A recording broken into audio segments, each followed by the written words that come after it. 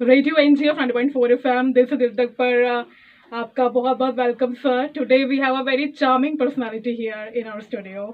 A mindset coach, Kamalneet Singh, a 3 times TEDx speaker, best known as a chef who dropped his knife and picked up the mic. OMG, and an educationist by profession and a speaker by passion. And he believes that each individual can unleash the potential that life dormant with them. Okay, so Thank you very much. thank you, sir, for joining us. All the viewers, all the listeners, it is ये मेरे लिए बहुत privilege है that I get to speak to you and on radio 90.4 FM. is the frequency and जो आपका tagline है दिल से दिल तक I think उसने मेरा दिन बना दिया है. I love the tagline दिल से दिल तक and इसमें कुछ खास है. इसमें कुछ खास है and it is an honor and a privilege to be here and ये बहुत ही सबसे पहले I would also like to congratulate you and the whole NGF as a family for a beautiful initiative because radio के माध्यम से आप बहुत लोगों तक पहुंच सकते हैं and कई बार कुछ ऐसी चीजें कही जाती हैं जो दिल को छू जाती हैं. So दिल से दिल तक बड़ा सोचा हुआ और बहुत ही अच्छा टैगलाइन है. So thank you very much. ये तो है मतलब इट्स अ कनेक्शन बिटवीन दिल टू अनदर दिल. Correct. So sir starting with your beautiful journey मतलब जैसा कि आपने बताया कि मतलब आप स्टार्टिंग में एक इंट्रोवर्ट से आपने एक्सट्रोवर्ट तक की जर्नी पार की है. तो मुझे लगता है कि ये अपने आप में बड़ी इंस्पायरिंग चीज़ है. तो उसके बारे में आप क्या कहना चाहेंगे? Thank you. सो मैं आपको एक अपने क्योंकि दिल से दिल तक की बात है तो दिल की बात सुनाता हूँ कि वो जो ब्यूटीफुल जर्नी आपने जैसे कहा तो एक्चुअली ब्यूटीफुल तो नहीं रही शुरू में. बाद में आई थिंक थोड़ा सा चीज़ें ठीक हुई. सो जर्नी कुछ ऐसे रही कि as a child I was shy, introvert and under confident and तो ज़्यादातर जो चीज़ें आती होती थी, आंसर्स आते होते थे, लेकिन समटाइम्स एक्सप्रेस करते time I would get stuck because of a lot of pressure around me. लोग देख रहे हैं, बच्चे देख रहे हैं, बच्चे हंस रहे हैं and so I would get stuck and then बच्चे आपको मालूम ही वो हंसते हैं फिर and so that's how the initial school days were. Questions आने के बावजूद भी वो एक्सप्रेस फुली नहीं हो पा रहा था and then when I would realize that आपको सभी को लिसनर्स को अगर आपको क्लासरूम्स का अपना टाइम याद हो कि टीचर सवाल पूछ रही है एंड हम कहीं पीछे बैठे हैं and you know that I know the answer, तो अंदर एक वो आवाज चलती थी छोटी सी, बोलूं या ना बोलूं. बोल देना आता तो है. हाँ बोल दे. हाँ कई बार आपको नच करेगा आपका पार्टनर कि बोल दे आता तो है, but then I would have that going on कि बोलूं या ना बोलूं एंड देन वो पुराना एक्सपीरियंस याद आता था कि पिछली बार बोलने की कोशिश की थी, बच्चों ने बहुत मजाक उड़ाया था तो रहने देते हैं और कहीं गलत ना हो जाए. वो दुनिया में सबसे बड़ा रोग क्या कहेंगे लोग. तो उस रोग का सताया हुआ था मैं भी एंड तो वो कहीं ना कहीं वो आवाज दब गई अंदर. आज रेडियो पे तो निकल गई है. वो दब गई थी आवाज एंड स्कूल डेज ऐसे निकले एंड देन मुझे सजेशन दिया गया कि कहीं आप बैकग्राउंड में रह के जॉब करो बिकॉज कॉन्फिडेंट नहीं हो, लोगों को हिम्मत नहीं है, पसंद भी नहीं है. So I worked in a kitchen. मैंने होटल मैनेजमेंट पाथ लिया, किचन में काम किया. ये नहीं मुझे खाना बहुत पसंद है. ऑनेस्ट रेडियो पे कन्फेशन भी करना पड़ेगा कि खाना ही पसंद था, बनाना पसंद नहीं था. बनाना पसंद नहीं था, लेकिन वो जर्नी बनाने वाली इसलिए ले ली कि पीछे रह के करियर बनाने की एक अपॉर्चुनिटी थी. तो लेकिन वहाँ भी जब काम किया तो कुछ बुलिंग केसेस वो कुछ रहे, तो वहाँ मुझे रियलाइज हुआ कि बुलिंग रुकती नहीं है. ना कॉलेज में रुकी, ना स्कूल में रुकी और प्रोफेशनल सेटअप में हो रही है. सो वहाँ एक रियलाइजेशन आया कि ये शुरू बचपन में ही हो जाती है स्कूल डेज में और वहाँ पे इसको हम कंट्रोल नहीं करते हैं. वहाँ के जो बचपन के जो इश्यूज हैं बाद में वो बड़े हो जाते हैं. जैसे हम बड़े होते हैं ऐसे इश्यूज भी बड़े हो जाते हैं. तो बस वही जर्नी रही. तो वहाँ जब थॉट आया तो फिर शिफ्ट किया फ्रॉम होटल टू एजुकेशन और एक मिशन बनाया कि बच्चों की ओवरऑल डेवलपमेंट के लिए, बच्चों के माइंडसेट के लिए, हेल्दी माइंडसेट के लिए कुछ किया जाए. तो ऐसी जर्नी शुरू की एंड काफ़ी साल हो गए एंड आप जैसे लोगों ने प्यार दिया एंड व्यूअर्स ने व्यूअर्स कहूँगा तो वहाँ से थोड़ा सपोर्ट मिलता गया एंड फिर आगे बढ़ते गए. Beautiful, such inspiring journey.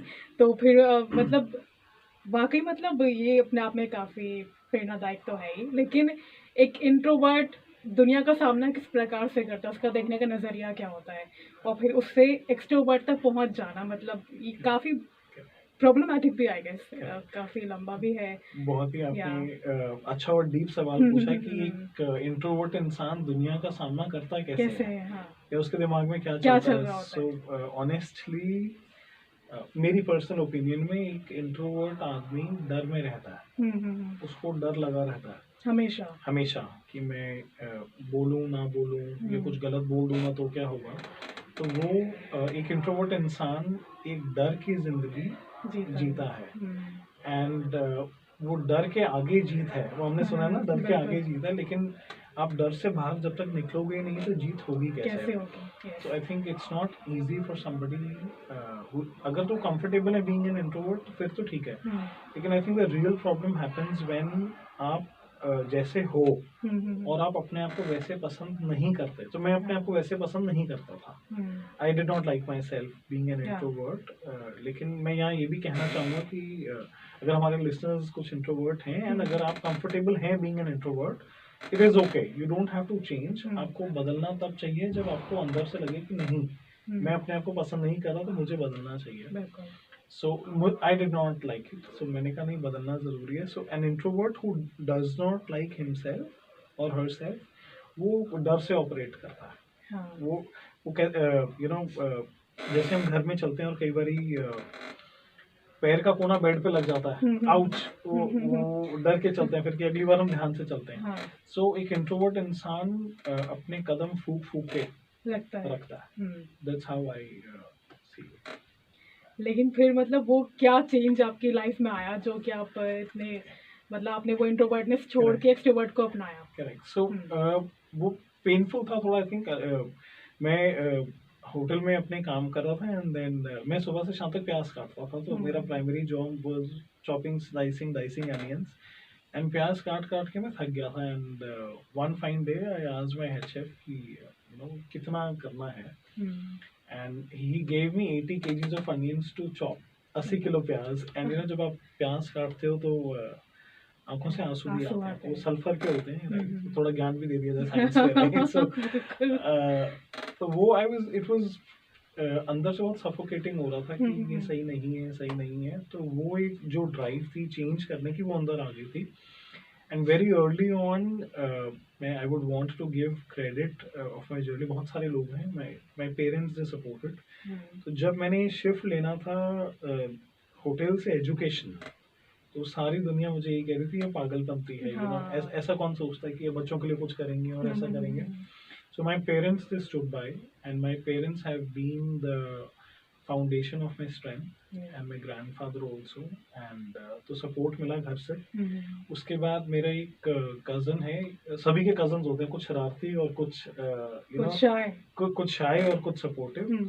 So I was guided by one of my cousins, and मेरी मासी के बेटे ने मुझे गाइड किया, और मुझे पहली बार किसी ने आँख में आँख डाल के बोला सीधा कि अगर चीज़ों को बदलना है तो तुझे बदलना पड़ेगा, खुद को पहले बदलना पड़ेगा। कब तक भागेगा, कब तक रोएगा कि नहीं मेरे साथ ये इशू है, मेरे साथ वो इशू है। तो वहाँ से गाइडेंस मिली, और मुझे उन्होंने 2 किताबें दी पढ़ने के लिए। तो मैंने रीडिंग शुरू की। तो books have been the foundation of जो थोड़ा बहुत मैं कर पाया। तो बुक से मेरी ज़िंदगी ज़रूर बदली।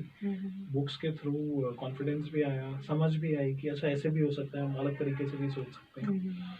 So that did help. फिर मैंने कुछ वो पागलपंती वाली चीज़ें भी की, जैसे कि जो मुझे किसी और से बोलना है तो मैं उसको बोलने से पहले मैं शीशे में खड़े होके 4-5 हाँ मैं खुद से बोल के अपना अच्छा ये बोलना है, और वो फिर मैं प्रैक्टिस करने लगा। तो फिर लगा कि नहीं, आई थिंक अपने ऊपर जीत पानी पड़ेगी पहले, and you have to conquer yourself. तो फिर वहाँ धीरे धीरे फिर उस डायरेक्शन में काम किया। So books, my parents, my grandfather, my cousins, कुछ अच्छे लोग मिले जर्नी में, एंड फिर एक अंदर से एक ड्राइव आ गई कि करना है। तो बस फिर वो लर्निंग एंड डेवलपमेंट की तरफ मैं चलता गया, अपने ऊपर काम करता गया। और मुझे लगता है कि जो करना है वाली जो चीज़ है कि मुझे करना है और yes I can do it, ये वो ड्राइव है जो आपको आगे की ओर पुश करती है। लेके जाती है। बिल्कुल। तो सर जैसे कि आपने एक फाउंडेशन के बारे में बात की जो अपने बच्चों के लिए खोली है, उसके बारे में आप क्या बताना चाहेंगे? सो हम लोग प्रॉमिस कंपनी है जो हम रन करते हैं। I run that as a company and promise जो है it's a promise of a better future. अगर हम आज अपने पे काम करें, if you work on ourselves today, you will have a promising future. And इसमें हम बच्चों के लिए, टीचर्स के लिए, पेरेंट्स के साथ, जो बच्चा है उसका एनवायरनमेंट है एक टीचर, एक पेरेंट, एंड उनके साथ हम काम करते हैं एंड बच्चों को हम लाइफ स्किल्स पे, सोशल इमोशनल लर्निंग पे गाइड करते हैं। पर्पस और मिशन कंपनी का है मेकिंग किड्स लाइफ रेडी। तो मेरा मानना है कि एक स्कूल की जिंदगी है, एक कॉलेज की जिंदगी है और एक रियल लाइफ है। बिल्कुल। तो जो रियल लाइफ में हम डे टू डे सिचुएशंस को डील करते हैं, उसकी तैयारी बहुत ज़रूरी है। तो उस तैयारी में हम लगे हुए हैं। तो जैसे कि आपने बच्चों की यहाँ पे बात करी जी, तो मुझे लगता है कि अगर आज की जनरेशन की बात की जाती है और बच्चों की अगर बात की जाती है तो there is a huge gap between a parent and a children. और कहीं ना कहीं पेरेंट्स का एक अनोइंग प्रेशर बच्चों पर रहता है कि मेरा बच्चा should like that, should be like that, ऐसा होना चाहिए, वैसा होना चाहिए। और चिल्ड्रन की अलग थिंकिंग होती है, उसको अपना एक अलग जोन और अपना एक अलग एनवायरनमेंट चाहिए होता है। तो इस चीज़ को कैसे कॉप अप किया जाए फिर? करेक्ट। तो आपने बहुत अच्छी चीज़ बोली, जनरेशन गैप तो बहुत ज़्यादा है। यूजुअली क्या होता है कि अगर यंग लिसनर्स सुन रहे हैं इसको, तो मैं दोनों साइड से शेयर करूँगा। तो यंग लिसनर्स अगर सुन रहे हैं तो वो यूजुअली कई बार पेरेंट्स से सुनते हैं, एंड हमने भी सुना है कि आप लोग तो जवाब दे देते हो, नालायक, तुम मुझे पलट के जवाब दे देते हो। और हमने अपने माँ बाप की आंखों में आंखें भी नहीं डालते थे, है ना, और वो कुछ कहते थे, हम आंखें नीचे करके वहां से निकल जाते थे। और तुम तो जो है बिल्कुल मेरी आंख में आंख डाल के मुझे पलट जवाब दे रहे हो। तो मुझे ये लगता है कि फॉर पेरेंट्स, जो अगर पेरेंट्स ये सुन रहे हैं कि टाइम बदल गया है ना, अगर हम चाहेंगे कि हम पास्ट के रूल से फ्यूचर को ड्राइव कर लें तो वो हो नहीं पाएगा। तो हमें प्रेजेंट के हिसाब से और फ्यूचर को देखते हुए बदलना तो पड़ेगा, राइट। एंड और जितने यंग लिसनर्स हैं, जो स्टूडेंट्स हैं, जो ये सुनते हैं, प्रोबेबली पेरेंट्स हैं, उनके लिए डेफिनेटली ये है कि जो मेरी एक अंडरस्टैंडिंग हुई कि एक डांट डपट, कई बार मार कुटाई भी हुई है ना, सबके साथ होती है ज्यादातर, राइट। तो उस सबके पीछे पेरेंट की हमेशा एक पॉजिटिव इंटेंशन और कमिटमेंट ही रहती है अपने बच्चे के लिए। लेकिन एज अ यंग टीनेजर कह लो या यंगस्टर कह लो, दिखाई नहीं देता। So that's so I think थोड़ा सा आप इसको ऐसे देखिए कि पेरेंट और बच्चा आमने सामने खड़े हैं, दोनों को कुछ कदम बदलाव के लेने पड़ेंगे एक दूसरे की तरफ आने के लिए। अगर हम वो बदलाव वाले कदम नहीं लेंगे तो हम दूसरी तरफ निकल जाएंगे। सो मुझे लगता है कि बच्चा अगर ये समझ जाए तो कुछ भी हो रहा, मेरे पेरेंट की इंटेंशन बहुत अच्छी है, और पेरेंट अगर ये समझ जाए कि यार मुझे ना अपने तौर तरीके बदलने पड़ेंगे, इसमें आपने बहुत इंटरेस्ट शो किया देखिए अभी मैं I am not a parent अभी, लेकिन मैं एक बच्चा होने के नाते मैं बोलना चाहूंगी कि आप बदलने चाहिए। करेक्ट। तो बदलना पड़ेगा, आई थिंक टाइम के साथ बदलना पड़ेगा, लेकिन बदलते हुए हमें अपनी वैल्यूज को होल्ड करना पड़ेगा, है ना। अगर बच्चा कहे कि नहीं, ऐसा है कि वैल्यूज गई भाड़ में वो नहीं चलेगा। आई थिंक पेरेंट चाहता है कि वैल्यूज होल्ड किए जाए एंड चीजों के साथ अकोमोडेट किया जाए। मतलब जैसे पहले का जो टाइम था, आई गेस कि वो बच्चे नीचे बैठ के जमीन पर पढ़ते थे और वो गुरुकुल वाला एक सिस्टम था, वो चीज काफी ज्यादा चेंज हो गई है। तो अभी आप किसी को धमकाएंगे, डांटेंगे, डपटेंगे, अगर जबरन हुक्म चलाएंगे तो वो चीज नहीं वर्क नहीं करने वाले, नहीं चलेगा। तो मैनिपुलेशन की टेक्निक आपको आनी चाहिए। मैं ये कहूँगा कि अगर आप थोड़ा सा टाइम और स्पेंड करने लगे बच्चों के साथ, और गुस्से की वजह जैसे आपने कहा, अगर आप प्यार से समझाएंगे तो शायद आई थिंक थोड़ा सा कंपैरेटिवली इजी हो जाएगा। लेकिन ये समझना ये बहुत ज़रूरी है कि जितना चैलेंजिंग बच्चे के लिए है, बच्चे कहते हैं ना कि मेरे पेरेंट्स नहीं समझते हैं मुझे, और ये अभी भी पुराने ख्यालात से चल रहे हैं, उतना ही चैलेंजिंग पेरेंट के लिए भी है, क्योंकि उन्होंने ये नया दौर नहीं देखा, तो उन्हें भी अकोमोडेट करने में टाइम लग रहा है। तो दोनों एक दूसरे को टाइम दो, समझने के लिए भी और टाइम स्पेंड करने के लिए भी, एंड आई थिंक धीरे धीरे वो जो गैप है वो कम हो जाएगा। जी। तो जैसे कि अभी आपने टाइम की बात करी, तो आजकल के टाइम में तो टाइम वैसे भी किसी के पास ही नहीं है, मुझे जो लगता है।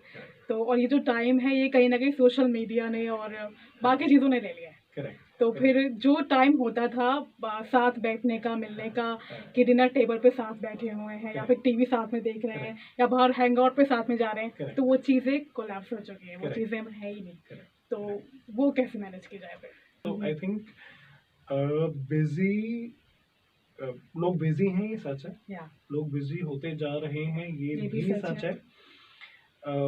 लेकिन जहाँ आप टाइम निकालना चाहते हैं एज अ पेरेंट, अगर आप बच्चे को टाइम देना चाहते हैं तो टाइम तो निकालना पड़ेगा। आप ये नहीं कह सकते हो कि ऐसा है कि 24 के साथ 1-2 घंटे और दो तो जाके बात बनेगी, तो 24 में ही निकालना पड़ेगा। एंड बच्चों को भी निकालना पड़ेगा। सो यंग लिसनर्स के लिए ये है कि जब कई बार पेरेंट्स से बात करो तो पेरेंट्स भी कहते हैं कि इन बच्चों के पास भी टाइम नहीं है, तो ये हमें टाइम नहीं देते हैं। लेकिन दोनों को वो टाइम थोड़ा सा निकालना पड़ेगा। एंड आई थिंक डिनर, एक मील, मुझे लगता है कि एक मील हमारे घर पे हम लोग मोस्ट ऑफ द टाइम जो डिनर है इकट्ठे करते हैं, क्योंकि सुबह ब्रेकफास्ट में कोई बाहर है, लंच के टाइम कोई बाहर है, हम लोग डिनर इकट्ठे करते हैं। सो अगर एक मील इकट्ठी टेबल पे हो जाए तो मुझे लगता है वहाँ एक अच्छा क्वालिटी टाइम स्पेंड हो सकता है। हाँ, बिल्कुल। और विदाउट सोशल मीडिया। हाँ, विदाउट सोशल मीडिया। मतलब मुझे लगता है कि डिनर के बाद भी जब आप मतलब आप खाली बैठे हुए हैं तो कुछ ऐसी बातें होनी चाहिए जो कि प्रोडक्टिव हों। करेक्ट। हाँ, कि आप अपने करियर को लेके क्या सोच रहे हैं और बच्चे भी अपने पेरेंट्स से पूछें कि मतलब आपका दिन कैसा रहा, आप मेरे बारे में क्या सोच रहे हैं, अपने बारे में क्या सोच रहे हैं। तो ये तो करने से होगा और ये अपने आप नहीं होगा। मेरा एक थॉट ये है कि टेबल पे अगर आप जब बच्चों से नंबरों की बात करोगे तो बच्चा भागेगा। बिल्कुल। तो अगर आप टेबल पे बिठा के आपने उसको टेबल पे बुलाया पहले कि आओ बात करेंगे और आपने बात शुरू ही नंबरों से कर दी तो वो भाग जाएगा। आई थिंक मुझे लगता है कि dinner conversations can be beyond academics also, कि कैसा चल रहा है दोस्तों के साथ, ठीक है उनके घर में सब ठीक है, क्या आगे प्लान कर रहे हो, कोई सोचा है कुछ गेम्स में प्ले कर रहे हो या कुछ और है, जनरल चीजें क्या पसंद है आपको, एंड क्या बना दूं। बच्चा पूछ सकता है पेरेंट्स से कि आपको क्या पसंद है, मैं क्या करूं आपके लिए। सो कॉन्वर्सेशंस जो रेगुलर नहीं है, देखो अगर रेगुलर कॉन्वर्सेशन करनी है तो पेरेंट अपनी आवाज रिकॉर्ड करके कि कितने नंबर आए हैं वो एक टेप रिकॉर्डर में डाल दे, उसको बच्चा प्ले अपने आप ही कर लेगा। Oh, that's a good idea. I think हमें वो टेप रिकॉर्डर और कॉन्वर्सेशन के बियॉन्ड जाना पड़ेगा। बिल्कुल। और जैसे कि आपने जो बात बोली, मुझे ये बात टच हो गई, मतलब मुझे काफ़ी अच्छी लगी वाली बात, क्योंकि एक पेरेंट्स की क्या आदत होती है कि बच्चों को कंपेयर करते हैं दूसरे के बच्चों से। तो वो कंपैरिजन, मतलब आप टेबल पर ही साथ बैठे हुए हैं तो भी आप कंपेयर कर रहे हैं कि उनके इतने नंबर आ गए या वो इस मुकाम पे पहुंच गया, वो ये कर रहा है, वो कर रहा है, एंड वेयर आर यू। तो ये भी नहीं होना चाहिए वो टाइप पे। हमारे टाइम पे मुझे याद है कि वो शर्मा जी और चड्डा जी बड़ा कंपैरिजन होता था कि शर्मा जी के बच्चों के नंबर देखो और अपने देखो। तो शर्मा यही सोचा था कि शर्मा जी के बच्चे स्कूल से निकल के कहीं और चले जाए। तो कंपैरिजन ही नहीं होगा। लेकिन एक थॉट ये है कि कंपैरिजन अफेक्ट्स कॉन्फिडेंस। बिल्कुल। जब आप कंपैरिजन करोगे तो बच्चे का कॉन्फिडेंस कहीं ना कहीं हैम्पर होता ही होता है। हर बच्चा यूनिक है। जैसे दो लोगों के फिंगरप्रिंट्स नहीं मैच करते हैं, वैसे दो बच्चों की सोच, दो बच्चों का हुनर, दो बच्चों के काम करने का तरीका, सोचने का तरीका, पढ़ने का तरीका कभी मैच नहीं हो पाएगा। और मुझे लगता है कि टैलेंट हर किसी में होता है, चाहे वो किसी भी बात का हो। मतलब चाहे आप अच्छा ड्राइंग करते हो, कुकिंग करते हो, बोलते अच्छा हो, दिखते अच्छा हो, दिलाओ, बाकी तो ठीक है। Cooking is something, it is good. So मैं wife is a good cook, I must say. वो सुन रही होंगी तो काफी नाराज होंगी क्योंकि कोर्स मैंने किया है और कुकिंग वो कर रही हैं। ओके, तो सच में आपकी सारी सेशन काफी अच्छा रहा और कुल मिला के मतलब काफ़ी मतलब ऐसी बातें हमने आज करी जो कि रेलेवेंट हैं, जो कि इम्पॉर्टेंट है जाननी समझनी, और जिनको अपना के हम अपनी ज़िंदगी में काफ़ी हद तक चेंज ला सकते हैं। तो सर अब एक मैसेज आपका हमारे व्यूअर्स के लिए, पेरेंट्स के लिए एंड बच्चों के लिए। Thank you. First of all I am really grateful for this opportunity. बहुत अच्छा एक्सपीरियंस रहा। सभी लिसनर से मुझे लगता है कि जो मेरा कोर एक मैसेज है कि ये ढूंढना कम कीजिए कि क्या नहीं है। ये ढूंढना शुरू कीजिए कि कि क्या है। हम्म, और जो है उसके लिए जब आप शुक्रगुजार होना शुरू होंगे, बिल्कुल। When you feel gratitude and Yeah. When you feel thankful, hmm, तो जो चीज़ें की आपकी एस्पिरेशन है वो भी आपको मिलने मिलेंगी। लग जाएंगे। एंड तो शुक्र, being in gratitude, being thankful, इसमें रहना बहुत ज़रूरी है। बिकॉज हम जो लाइफ जी रहे हैं, millions and millions and millions of people शायद बहुत और टाइप की लाइफ जी रहे हैं और वो हमारी लाइफ जैसे एक्सपीरियंस करना चाह रहे हैं एंड हम किसी और की लाइफ की तरह एक्सपीरियंस करना चाह रहे हैं। So I think to all the parents out there, I really respect, आप लोग बहुत मेहनत करते हैं अपने बच्चों के लिए, हाँ, ये आपकी भी है। इंटेंशन बहुत अच्छी होती है। तो मुझे लगता है कि उसका कम्युनिकेशन अगर थोड़ा सा सॉफ्टली हो जाएगा तो I think it will be little हाँ, क्योंकि बात आपको वही बोलनी है, तो थोड़ा सा अगर लहजे में नरमी आ जाएगी तो बिल्कुल बात पूरी चेंज हो सकती है। Correct. And gratitude, Yeah. Living in gratitude is an important lesson, बिल्कुल। जो सभी फॉलो करेंगे तो अच्छी बात है। So probably I think daily एक दो चीज़ें हम सोच लें कि हम किस चीज़ के लिए थैंक यू बोल सकते हैं। And that's what I and every day we are मतलब वेकिंग अप, तो इससे बड़ी बात और क्या हो सकती है। आई थिंक ये आपने बहुत ही अच्छी चीज़ बोली कि सुबह का जब दिन देखते हैं तो वो thank you for the day ही बोलते हैं अगर हम, कि आज भी देखने को मिला दिन देखने को बिकॉज व्हेन इट एंड्स। क्योंकि कितने लोग हैं जिनको शायद ये दिन देखने को नहीं मिल रहा। Correct. Really inspiring, thank you so much. And such में रिजोल्यूशन लीजिए कुछ और चेंज लाइए अपनी लाइफ में थोड़ा बहुत। Thank you.